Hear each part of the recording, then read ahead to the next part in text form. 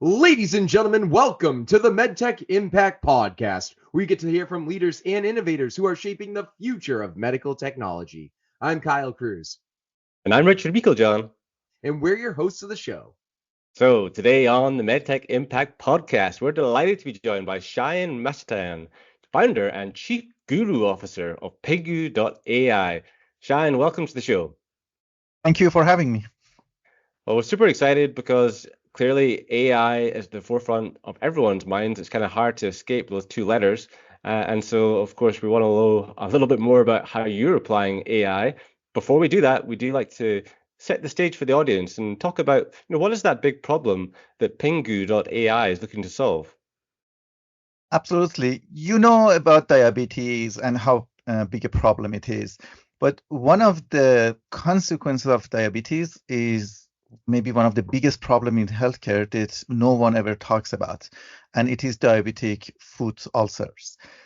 Every second around the world, someone gets one of those foot ulcers because of the low circulation of the blood at the end of the body. These cells dies and die, and the basically ulcer shows up. Half of these become infected. 20% of patients end up in the hospital, and unfortunately, it leads to one amputation every 20 seconds. So this is the problem we are trying to solve: how we can prevent limb amputations and preserve limbs. So a hugely distressing problem. And as you talk about the significance of this, there's more than 34 million Americans who have diabetes, we're talking like 1 in 10 or 1 in 11 adults, who have this. And clearly, so it's affecting a lot of people.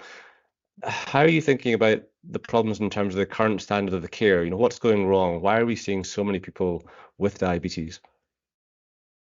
Before mentioning that, let me also mention 1/3 of adults in the United States of prediabetes. It goes about 90 million to 100 million. So it is more than just type 1 diabetes. But yes, the biggest issue in this condition is lack of awareness. I have been lucky enough not having type 1 diabetes, and I didn't have a lot of people around me. But when I talk to people who are diagnosed with diabetes, either type 1 or type 2, many of them, they say no one brought this to their attention or told them about examining this.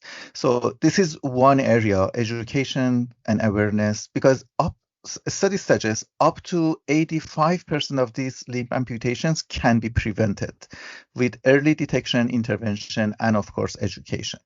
But the second part is we have now a lot of different technologies and AI available in order to better predict and create effective, personalized treatment plans for the patients that prevents those amputations. These are the two areas of education, and applying technology for more effective treatments are the areas that are now available to us. Yeah, Kyle, clearly education, we hear this time and again, is everything in terms of the patients being informed and having trust in solutions. And the other part, Shayan, I wanted to touch on is just maybe the disparities in care as well, because clearly there's people from certain socioeconomic backgrounds who are worse affected by diabetes. I'm just wondering, how are you thinking about that specific problem? It's a great point. When someone experiences these foot ulcers, and if you want to predict if they will lose their leg or not, what is the one main factor that gives you that predictability? Is it their age or status, stage of the condition, or gender? None. The zip code. Based on the zip code, we can predict if they will lose their limb or not. Why? It's all about access to care. The zip code indicates how far they live from a health center or hospital that they can receive appropriate care. That's absolutely what you mentioned. We need to fill this gap, given all the shortage of physicians and different technologies that we need. We need to leverage technology to address health equity and disparity.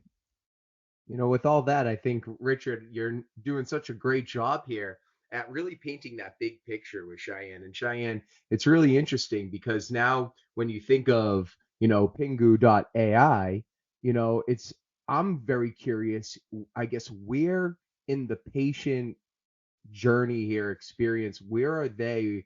Where are you helping them? How are you helping them? Great question. Uh, Many of us, maybe we experience some symptoms or illness, mild or severe. We go to doctor and they give us some instructions. They create a treatment plan for us and we come home. Imagine 99% of the time patients spend at home, not the clinical settings, and I need to do something about it. The confusion is there. No one exactly knows what they need to do. Patients forget maybe 30 to 40% of the conversations with their doctors. 1/3 of no-shows is driven by lack of communication and confusion for the patients. And 20% of readmission to hospitals is because people don't know exactly what they need to do. This is the gap that we are solving by using AI and technology. Idea of Pingoo actually started in the pandemic. I started working on learning a new language with Duolingo, and it was almost same day. I thought, why we don't have a Duolingo for health education? Micro learning, 5 minutes a day, gamification, and we made Pingoo and we launched it. 200,000 download right away happens within like few months. And then we were thinking to also add a chatbot to it, and generative AI came in, we jumped on it. We didn't build another chat GPT around diabetes. We built our own AI technology by leveraging new technology, and we published a paper about it, how we can apply this technology for medical knowledge extraction, and we made it multimodal. By what do I mean by that? When patient ask a question, we give them a short text, an image, a video, and what else you need to learn about the condition. Just imagine the biggest challenge in education is I don't know what I don't know. And this is where Pingoo comes in. By interacting with the patient, we build a knowledge profile and we identify the gap in the knowledge, which is important for the treatment of the patient. We are leveraging a few pedagogy of education, AI, and of course, mobile technology, which imagine it looks very natural, normal to have these apps in our fingerprint, but is really new, is something, right? So we are bringing all these different technology stack together with the AI algorithm to deliver personalized patient education toward their condition. Fantastic. And you made a comment about the pre-diabetes market and how 1 in 3 people are, affected, and so I guess, are they leveraging and using their app when they're in that kind of pre-diabetic state? And is this kind of almost even a proactive opportunity to really try to get yourself better before maybe requiring other forms of treatment? Absolutely. If you look into diabetes literature and what's happening, especially with type 2 diabetes, it all goes back to lifestyle choices. And if we know how our lifestyle choices, from how we eat, smoking, exercise, impacts our body, and you have a hold on it, you can adjust and either prevent becoming diabetes or even a lot of studies suggest how you can maybe reverse the process. Absolutely. It's all about education, awareness. But let me mention one very important point here. In the pedagogy of knowledge, we have 2 levels. One is I read something, I understand it. But the second part is if I can apply my knowledge into some actions that meaningfully impacts my health or in any area overall. What we are really focused on is not just, someone might understand the difference between carb and sugar and protein in food, but can this person design a meal for themselves? Can they understand how to combine those elements in a meal that is good for them? These are the gaps that are important and actually deliver results. And we are very much focused on making sure we deliver on those aspects and measure the outcome of it. Yeah, this is really cool. I mean, I just think about, my daily life and, how me and my wife, we've become more and more or we're making more and more of an effort to try and really understand what food we're eating. Is this good? Is this bad? I mean, obviously there's just like some massive concerns, I think, just in general around, food today and access to good quality food that doesn't have all of these chemicals in them, right? That's probably causing a lot of this problem in the first place. So when you talk about being proactive and using apps, I think about Yuka is a big app that we use in our household today, where we'll take a picture of a barcode and it will tell us, what's the quality of this. And it's pretty amazing because um, there's so many things so many food items at stores that actually look like they're good quality, organic, all this, and you use this app and it's unbelievable. It'll actually tell you, nah, this is poor quality food. And I mean, everyday consumers are just struggling to understand, like, what are we even eating, what are we putting in our bodies. And I think what you're doing kind of plays along those lines of helping everyday people decide what to eat, maybe when to eat, how to do it, right? So this is something that, I think is not just healthcare, hospital, doctor's office focus. This is actually, almost a consumer type of platform that everyone will want to adopt for the sake of their own well-being. You nailed it. Aside from diabetes, we will live longer with all the new technology and preventive health, preventive technologies available to us. So absolutely, we want to also, as we live longer, live healthier too. And with the technology available to us, we can be very proactive about it. This is the promise of longevity and precision health. It can be personalized, proactive, preventable, patient-centric. And not only if we should, of course, be mindful of how much processed food we consume, how much sugar, fat, all that. Also, we want to adjust it based on our needs, right? If I kept running to stay fit my whole life, when I'm mid-age, I lose muscle, faster, or I cannot maybe build muscles as before. So maybe I should start switching to more power exercise and weight training that keep running.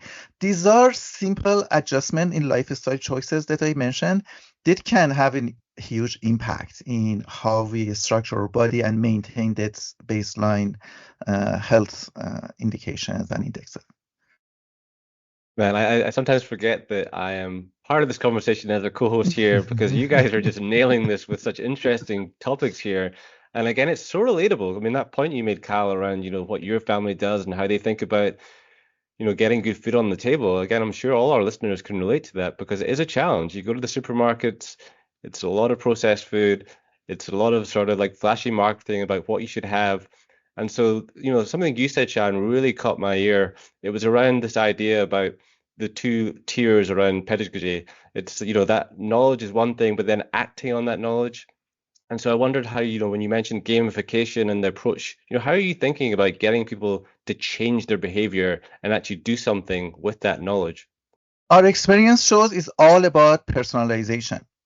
We don't say, Richard, try to eat healthier and do more exercise. That's general guideline. Everyone knows that, right? But how about I come and we say, Richard, based on everything you said, it seems you have a good understanding of this area, but maybe you need to learn a bit more about these conditions. Pingoo has a very interesting experience, as you mentioned, with gamification, how we did. We wanted to make it easy. We don't want people to think about, oh, I need to think about my wound or these challenges I have, then go to open this app. Pingoo, we made it in a fun way. You pick a topic, you see a series of cards. It's like flashcards. You read a sentence on it, and it asks you, if you think this sentence is true, swipe right. If you think it is false, swipe left. Someone called it a scientific Tinder. And then you see the answer right away.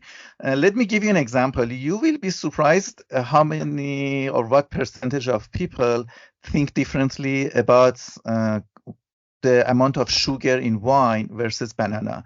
We have this card, we say banana has more sugar than a glass of wine, and most people say yes, because everyone think of banana as source of sugar for some reasons. It came to public knowledge somehow, but banana has actually more carb. And if you have that glass of wine before sleep, you believe it relaxes you to sleep better. Maybe the amount of sugar you get not only doesn't relaxes you, also gives you more energy, and it delays, when you can go to sleep. These are the things that we do, and with this gamification, people keep swiping, but either they answer right or wrong. We give them the right answer with a bit more information.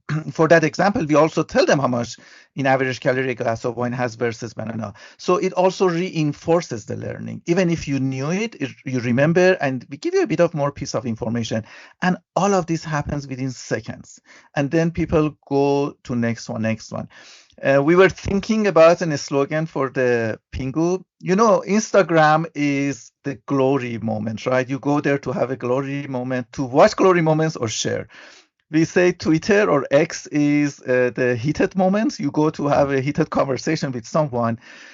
When we watch people using Pingoo, with no exception, within few minutes, someone says, "Oh, we have an aha moment," because we come with a lot of assumptions that we think we know about health and wellness and how our body functions.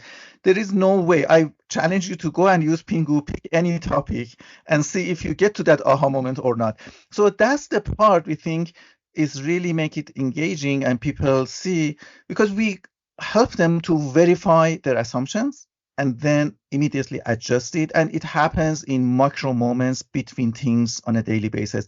These are the techniques we have put together. We didn't invent them. We just combine them in a very easy, intuitive way to use, which is effective. And then, of course, you can go and ask AI, the chat, if you have additional question, you want to learn more. Well, I think following that, Cal, I'm going to have to download a copy of Pingoo.AI when I have my glass of wine later on. It's Friday as we're recording this, so it's the perfect time. That's right. Absolutely.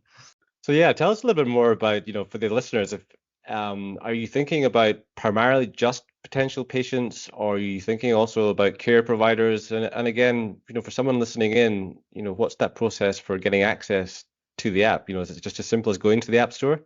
Yes, actually, you can go to App Store, you can get it. We have an Android version, we are updating it now, we'll be live again soon. But as I mentioned at the beginning, the key is to connecting the clinician side to the patient side. And we have also built this ambient detection technology, which is now also at Scribe.AI. So the doctors can record the conversation with the patient, or they can do a dictation after patient leaves. We create the standard, it's called SOAP note, the way doctors take notes and put it in EHR. We draft it for them. At the same time, we create a summary of the visit for the patient, and we put the follow-up actions they need to do post-visit in an itemized bullet point, so they know exactly what they need to do. The next step we are working on is getting more feedback from the patients about their actual status, not just asking questions, and summarize it, annotate it, present it to the doctor.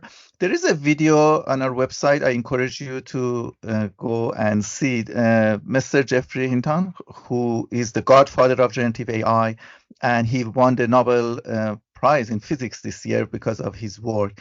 He has a 1-minute video, and he says, imagine if your doctor has access to 1 million information of 1 million people similar to you about their genomes, about medical notes, about what treatments work for them or not. And let's say physiologically you are 90% similar to those people. How much better decision a physician can make? This is what we are trying to do, to bring all these different aspects of data together. In the United States, he mentions more than 200,000 people die every year because of wrong diagnosis. So with the power of AI, we can pretty much, make that problem go away. And empower physicians with tools. Again, it's not a replacement of the physician.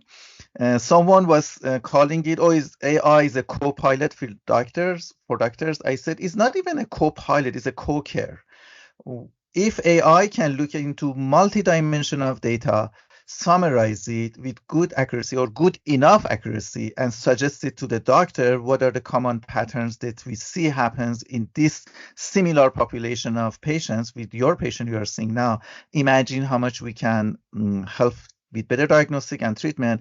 And also going back to your question about health disparity and access, in many locations, still people don't have access to any doctor, right? And now the question is, if to what extent and degree this technology can fill part of that gap, even to help them better to understand what's going on and take a few better steps toward their health until they get access to a doctor. I've got a question. Does Pingoo integrate then with hospital, software and systems where all these patient notes are where they're being, submitted and stored? Yes, great question. And basically, Pingoo can be used for the clinician side standalone. We have physicians just go online, click, we call it Pingoo Lite. They just launch it, they record the conversation, and they copy and paste the code and put it after their edit and approval, put it in the system. It can be integrated easily with Epic or other systems that we have integration with them to make that workflow even easier. But let me mention one more thing, and this is a huge change that has happened within last few months. You know about diabetes, how painful it is to collect a sample from the fingers all the time.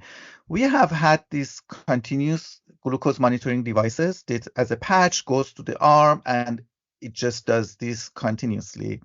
Sure. One advantage is that they are just give us better visibility to what happens when patient sleeps or during the day or different activities. It's not just at that point of time they take the sample. And what happened, two companies, Dexcom and Abbott, they got approval from FDA to make this available to anyone over the counter without even prescription. This is huge. And let me share this funny story. I have a friend, he's very athletic. He goes to gym every day, great body. And he got one of these. And he said, I wanted to know how my body really works when I eat and exercise. And he called me and he says, hey, I had a glass of beer and I saw my blood sugar spike to the roof. I always have this, but I never watched it. Is it something I should be concerned about? Is it good? I said, I don't know. You need to talk to your doctor. We need to see your weight, how tall you are, all those parameters, right? And then a week later, he says, Shayan, this app is crazy. It's waking me up in the middle of the night. And now it says your blood sugar is too low. Have some snack. So this is the point of using all this technology and going back to the personalization, right? First of all, great news. We have access to all these electronic records, AI, ambient technology that we can effectively aggregate and combine the data we need to have the 360 view of what's happening with the patient. And with all these new devices, we can also add kind of real-time data from each person to see what's happening. And we see this as a trend. We think we will see it a lot more popular to have. I have one of those. I tried on myself to see and I learned a few things, right? How much if I do more intense exercise, it helps me. Or even the yoga. I used to do some daily yoga, even 15 minutes. And I say, you know what? Or maybe I should go to gym.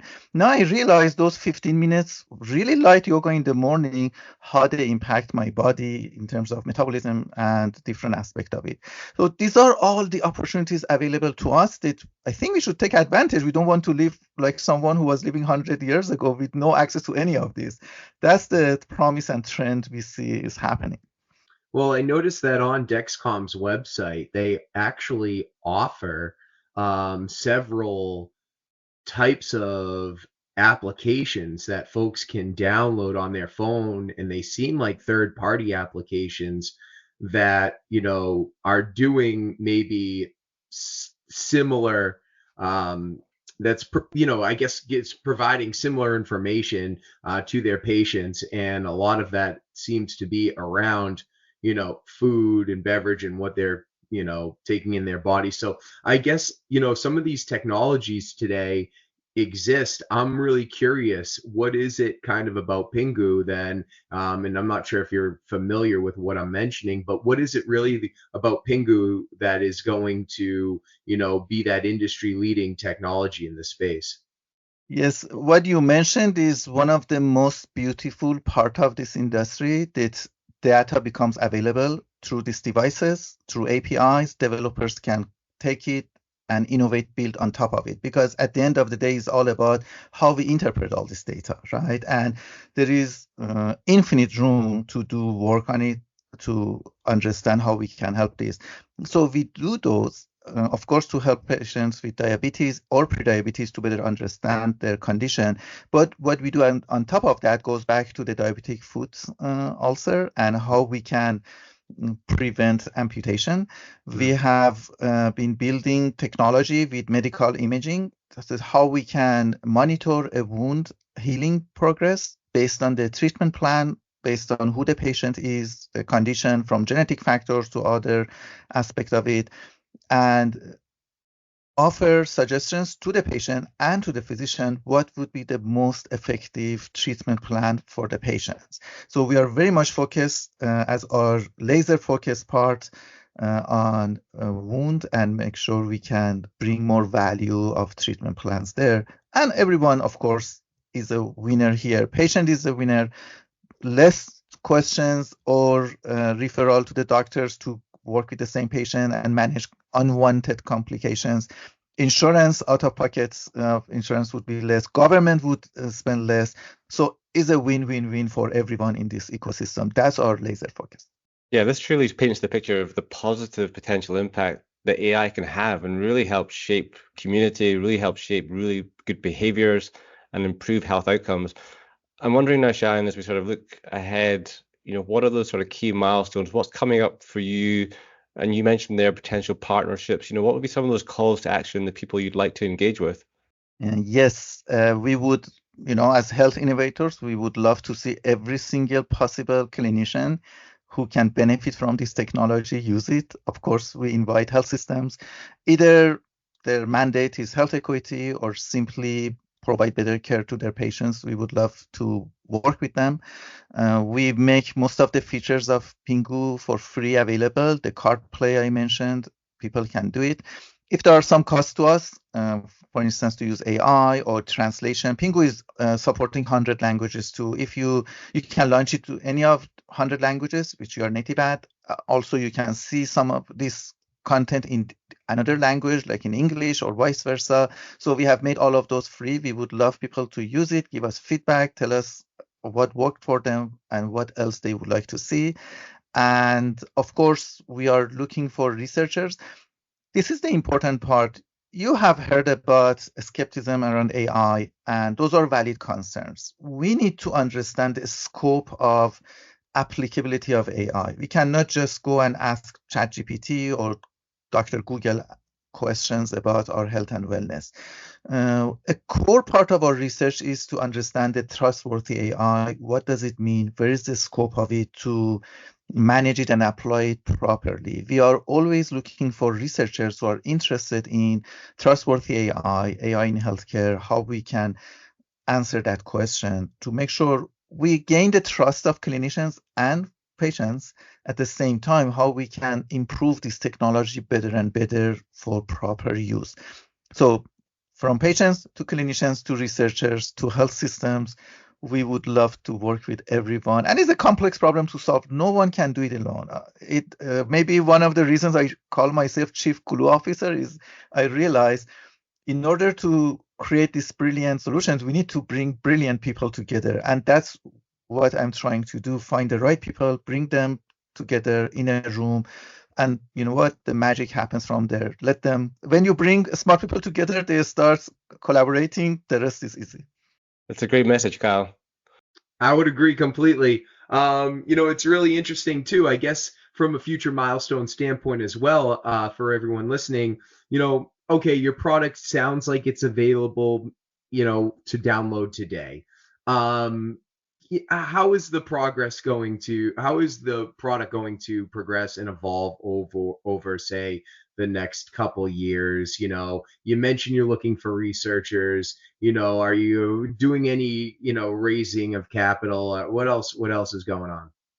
Yes, Pingoo has been self-funded. We have some angel investors who are actively working with us. They're all in the industry, clinicians, geneticists, data scientists.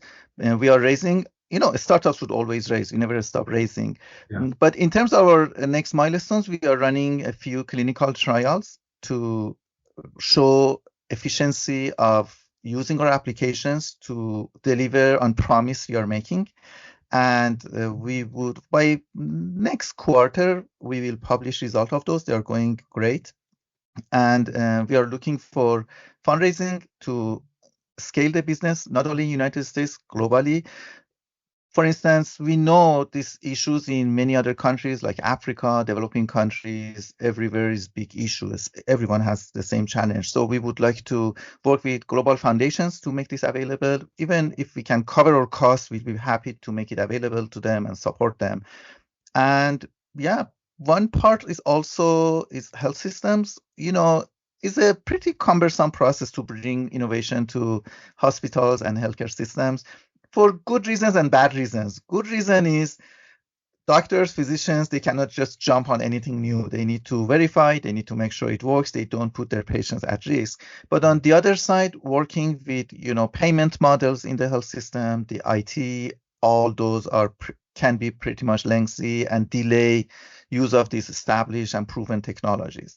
So we would love to have a closer collaboration working with those organizations and make this available to those who can benefit sooner than later. Great. Well, it sounds like you've got a lot that you're focusing on there, and that there's maybe a lot of people out there that might want to join you in your journey or assist and help or partner with you. What's the best way, Cheyenne, to get in touch with you? I'm on LinkedIn. I'm very active on it. And Pingoo, Pingoo.AI. We have a contact us page and we actively monitor it. Just go there, ping us, and we find a right fit to collaborate with you. Well, Shayan, this has been amazing. I'm feeling informed, feeling inspired. I'm sure that inbox is going to start filling up when people are listening in and hearing about all the potential opportunity for what you're doing. So thank you so much for sharing. Thank you for having me. I just wanted to mention my mentor, Dr. David Armstrong. He's the one that brought the importance of this issue to our attention. He's the president of American Limb Preservation Society.